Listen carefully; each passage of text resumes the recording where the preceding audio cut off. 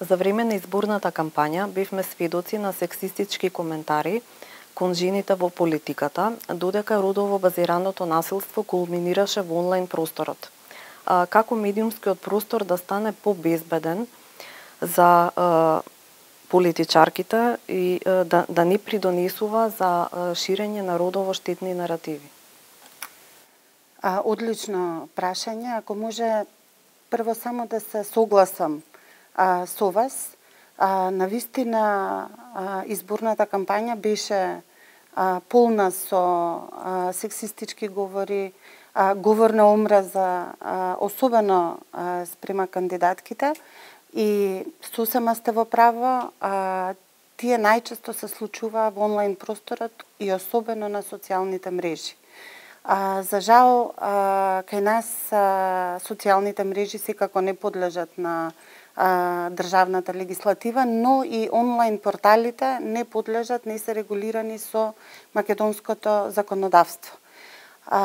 Не знам, не сум доволно креативна можеби, меѓутоа мислам дека барем онлайн порталите би требало да бидат регулирани, особено кога ги кршат кривичниот законник и останатите законски решенија во државата, заради тоа што секое насилство врз политичарка влијае врз сите жени во општеството, особено врз младите.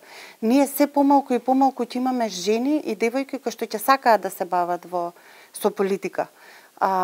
За да го спречиме тоа, мораме да го искорениме насилството врз жените во политиката, кое што има многу форми, говорот на омраза е само еден од нив.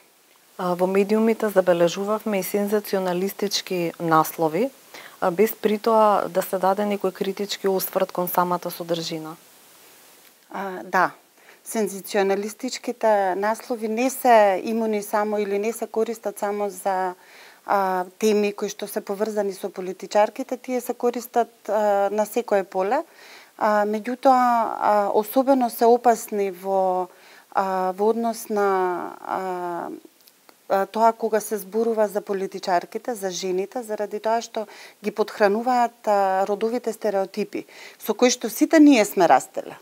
Меѓутоа, наместо да ги разбиваат родовите стереотипи, да одиме напред како општество, самите медиуми со тие сензационалистички наслови од типот две дами како имаме кандидати за председател, значи две дами, од една страна, не говори за нивната професија, например, а од друга страна, како кандидати за председател. Родово сензитивниот јазик е нешто што можеме да го користиме, иако многу јазичари нема да се согласат со мене, македонскиот јазик тоа го дозволува и треба што почесто да го користиме, само заради тоа што тоа дополнително ќе промовира и родовата еднаквост, ќе кажам. Како медиумите треба да пристапат за да креираат новинарски извештаи што вклучуваат родови прашања, според вас? Најпрво ќе кажам, затоа што работам на поле на обука на политичари, за родова еднаквост, за еднакви можности на жените и мажите во политичкиот живот, за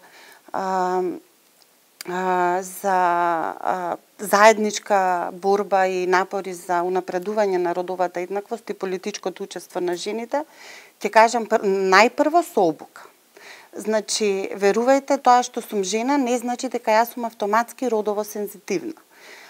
Може постојат и мажи кои што се повеќе родово сензитивни од многу жени. Јас сум стигнала до ваму да каде што сум, со многу обука, со многу читање, со разговор. И навистина мислам дека и новинарите и новинарките секако треба да работат на себе, на сваќањето за тоа што значи родова еднаквост, за да можат да пренесуваат суштината на одредени настани и случувања, а не само формата. Дали сметате тоа што жените се мета на такви родово сензитивни наративи, дали сметате дека со тоа останатите помлади жени би се откажале од учество или од идејата да воопшто да помислат да се кандидираат, например, за пратеничка, за председателка или учество на било каков начин во политиката? Да, во тоа сум силно уверена. Во 2020 година Индија направи проценка на насилството врз жените во 10 политички партии и 65% од испитаничките истакнаа дека биле жртва на некаков вид на насилство. 47% од тие жени имаат истакнато дека или веќе изгубиле желба да бидат дел од политичката партија, или се веќе на крајот на својот политички пат. Едноставно, мислат дека насилството со кое што се соочени не смее да биде цената на нивното политичко учество. И не се само тие, самите тие жртви се и нивните семејства.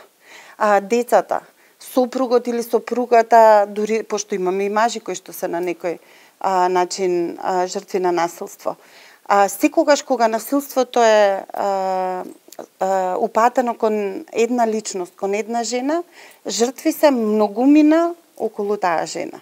И тоа треба да го сватиме и малку повнимателно да размислуваме за понатамошните чекори при регулирање на порталите, можеби подобро дефинирање на делото говор на омраза. Што сето тоа подразбира, заради тоа што многу често и самите институции велат не е ова говор на омраза. Ама говорот на омраза повикува на насилство, повикува на навреди кон одредена личност. Значи, ако е потребно да се дефинираат некои термини, да ги дефинираме. Дали сметате дека медиумското присуство на жените политичарки е на задоволително ниво или пак се уште на ниско ниво во нашата држава?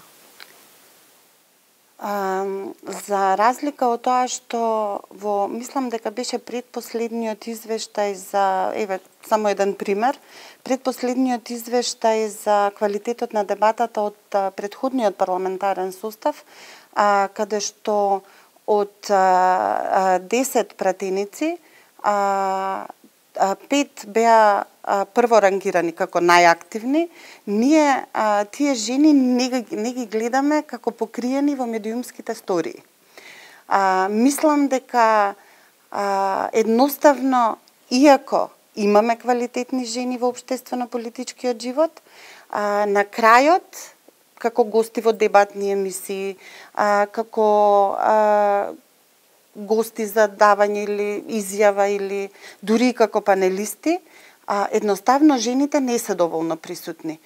Ние како Индија дури и правиме постојано листа на жени кои што се специјалистки во сопствената тема, за да може да ги предложиме на одредени телевизиски куќи, за да може да бидат вклучени во дебатните емисии. Меѓутоа, многу ретко наидуваме на слух кај телевизиските куќи, цело време ни кажуваат па нема жени, па не сакаат да учествуваат. Треба да размислиме што стои за тоа не сакаат да учествуваат и можеби да им помогнеме да учествуваат. Немојте погрешно да ме сватите, сега ќе вклучам тука и дел од приватноста на тие жени. Мажот кога ќе биде поканет на телевизија не треба да бара ни бебиситерка, ни некој да ги чува децата, ни ручек да прави за утре, а заради нашите општествени стереотипи, таа жена која што е поканета да биде на телевизија, пред да дојде до телевизијата треба мал милион работи да направи. Ние на нашите обуки со сестрна поддршка на шведската амбасада како финансиер на проектот Жените и мажите водат кон унапредување на родовата еднаквост, навистина работиме на тоа да им овозможиме учество на сите во овој случај или потенцијални кандидатки или советнички.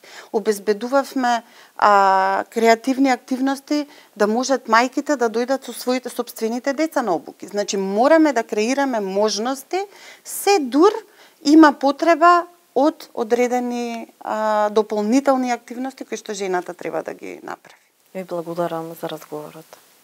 Ви благодарам и вам.